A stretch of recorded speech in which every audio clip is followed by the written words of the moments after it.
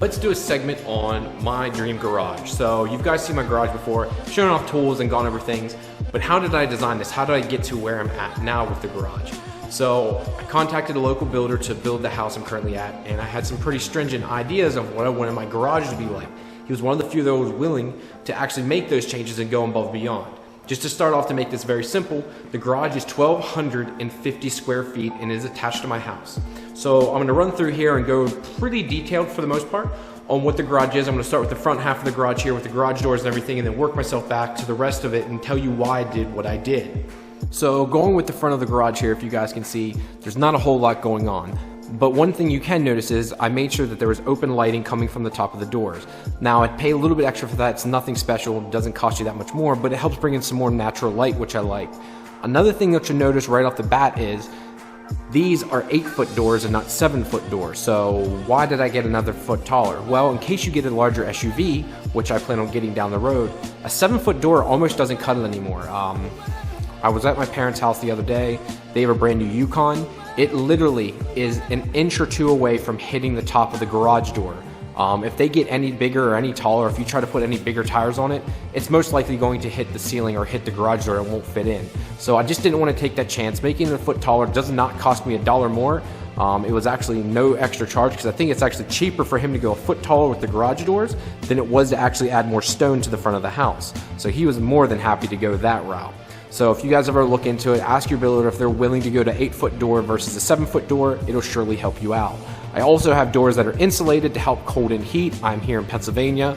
In the winter it gets pretty cold, nothing like crazy like you guys in New York and Connecticut get, but it still gets cold enough that I would like them to be insulated, so I did pay a little bit extra for that too. Next thing was I made sure the whole entire garage was pre-painted. Now the back wall is different. I'll speak on that here in a little bit. I painted that myself, but I made sure they went ahead and painted everything, and here's one of the reasons why. If they go ahead and paint everything, they are then responsibility for any cracks that show up or anything of that nature.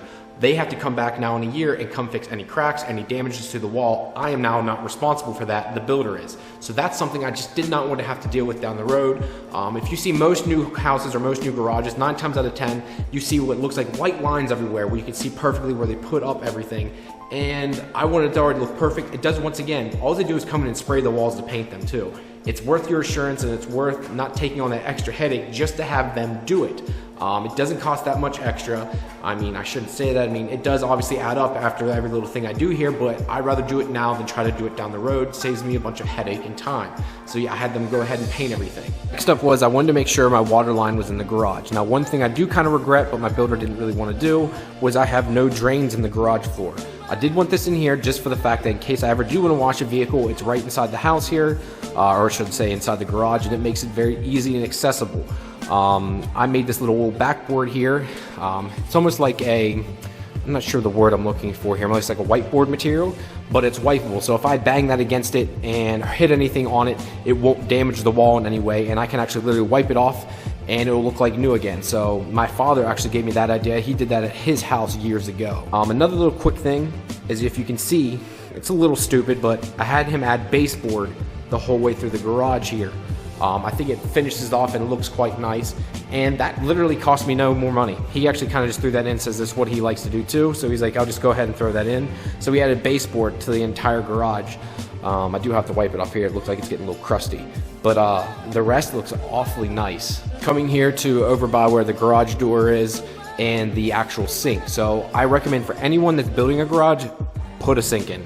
It is so nice to have this. I no longer have to run inside, have an oversized sink if I need to sit apart in it or something just to get some grime off. I can just wash it off quick, or if I get my hands are grimy, I no longer have to go in my wife's nice clean house, listen to her yell at me for getting her nice clean sink all dirty. So this was a very nice thing. I'm glad I've definitely put this in. And one thing, this is me being petty or me being anal, I made sure to get one with no legs on it. That was one of my big pet peeves. For sweeping in dirt, I don't want to have legs to get stuff under it, so I wanted it to be a floating style sink, so anything that would fall under, if I wanted to put shelves under it, I could. I just think it looks cleaner and looks much nicer. The thing you guys can see is I have a ton of electrical outlets.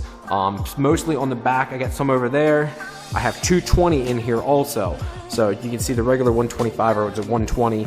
And then I have 220 outlets, one there, and then I also have a 220 there. I put those in thinking I'm gonna eventually put an air compressor there, and then eventually I'll put my lift on this side of the garage here, so I wanted a 220 outlet right here. I haven't obviously utilized them yet. As you can see, I just have covers on them because I'm not sure what style plug the compressor or the lift will need, so I haven't really screwed with it. But one thing I highly recommend is you put in as many outlets as you can. You can never do too many, to be my opinion. Kind of regret not putting extra right here where the bench was. I did have him install a 6 outlet plug here, but it's in the way 9 times out of 10. I kind of wish I had one over each bench. This way I can keep this space open to just kind of like a work area. So never can have enough of those. I also made sure and mocked up everything ahead of time the way I wanted it. There is outlets right behind the TV here, so there's no wires to run through or anything. I have a 4 plug outlet behind the TV. Why do I do 4? Well, 9 times out of 10, 2 is never enough, especially when you add a DVD player, you get surround sound. Before you know it, you're obviously gonna need 3 almost immediately, and you're like, shit, now I have to get an extension cord. Instead of just doing that, just have them throw a 4 outlet one in. If needed, put a 6 outlet. It's cheap, it's just worth doing it. One of the last outlets I did, if you guys can see up here at the very top, I put them at the top corner. Now, the reason I did that was almost all speakers now have some type of Bluetooth capability. So I can just plug in my surround sound when I get it finished here, plug them in there, set it up with the TV, and I'll be good to go. No wiring to be ran. All I gotta do is plug them in and it'll be set. It looks like I really need to dust up there. Good gracious, and a little crusty. So looks like I need to do that here when I'm done. But yeah, that was something I went ahead and pre-planned, and I did in that corner also. Since the garage is as large as it is, I wanted to get a lift, which I just showed you the 220 there, but to get the lift, you need something for the concrete. So pretty much every lift I've seen requires 4 inch, so I went ahead and had them poured to 5 inches to be safe in case we would ever have to, sand it down or you have cracks or anything. I'd rather be safe than sorry. So the whole entire floor is 4,500 PSI tensile strength, and I believe it's all 5 inch the whole way across.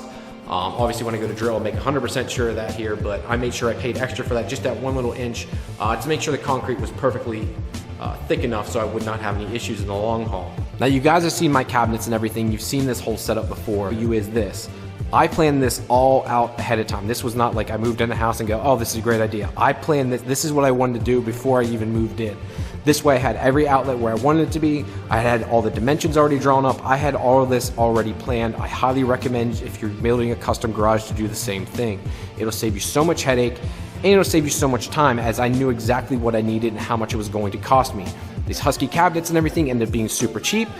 There's more expensive items out there you can use, but in my opinion, it's not necessary. Time and place to spend the money on overkill. For me, I'm not a mechanic, so these cabinets will work plenty fine for me for the next God knows how many years. I shouldn't have an issue whatsoever. Now, if you're the guy that's doing this every day and you're beating around your box, moving it around all the time, yes, I would highly recommend a Matco, a Mac, or a Snap-on toolbox. But for someone like me, where those toolboxes are never gonna move while I'm living here, there's really no point in me buying these high-end boxes that had ball bearing drawers and everything works fine so far.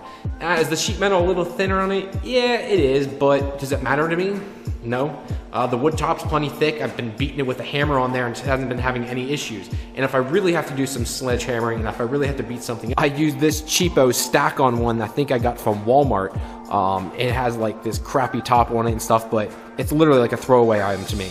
If you can see, it's all stained and banged up. There's really nothing special to it, but if I'm gonna beat with something with a hammer and I need to be standing up straight, or if I need to use my vise, I use this.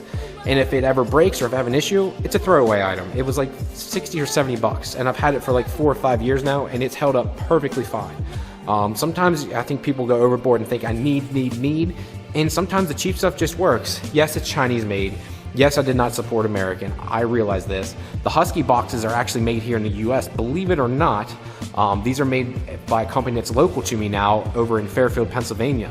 It's actually not that far from me, or is it Littlestown? I know for the fact it's not very far from me. Husky now outsources these to an American company to have all their cabinets made, so pretty awesome. Oh, people are probably wondering too, what's the cost to do something like this? Well, depending on your area, it's gonna vary so much. I live in a very cheap area in my opinion. I live in South Central Pennsylvania, which is, I would say, being honest, on the poor end of the scale. There's not much money around here. There's not much industry anymore.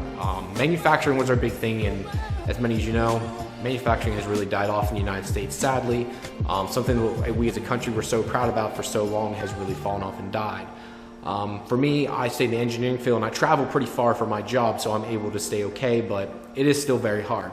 Now, being realistic, for my area, something like this to add on is gonna probably cost you around $40,000, give or take a little bit here or there, and that's including the toolboxes, everything I've done, everything you see for the add on this garage to my house was about $40,000, give or take a few bucks. So I'll let you guys take it from there, let you think what you want to, but that's where I'm at with price-wise on all of this. That's like a basic rundown of my garage for you guys here. I think I've talked on this a couple times now, but every time I keep getting people saying, what's this, what's that? So that's pretty much everything. The garage is attached to my house.